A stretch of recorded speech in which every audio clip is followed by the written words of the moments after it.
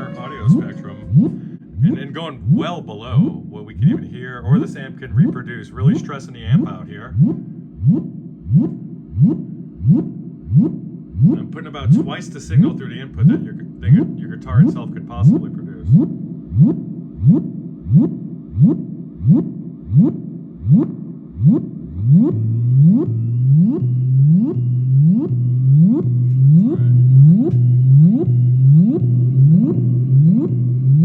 That's a lot of low end beef.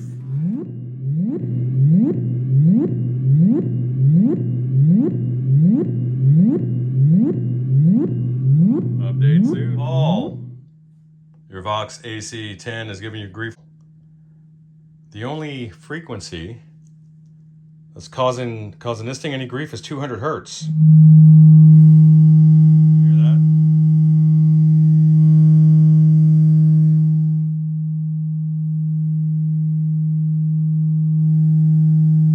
See if I can find what's resonating. Oh, so when I remove the rear of the cabinet, it's no longer sealed.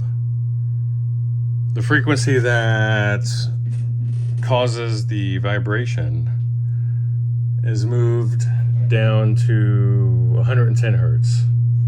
So check this out.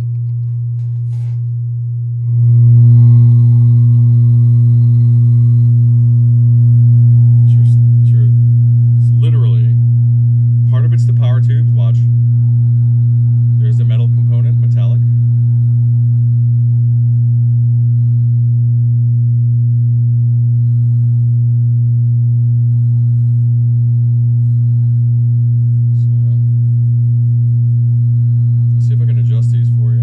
Then, as the volume's increased, it becomes the actual speaker cone material itself that's distorting.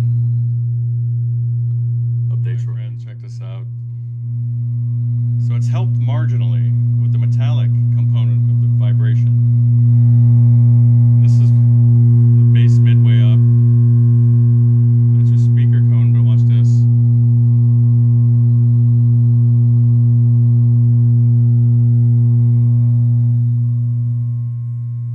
Gone through and I've secured everything in the chassis that could possibly rattle. Nothing's touching anything. It's unfortunately just down to the design of this amp. It's incredibly hard on these tubes. It's right next to the speaker. I mean, I don't know how much. It's right there. It's not a good place for these tubes. It's a very hard life for these guys. And these dampers are making a difference. But there's only so much you can do to overcome. It's living next to just a terribly powerful vibrator. So, short of almost running the bass on 0, there's nothing else I can do.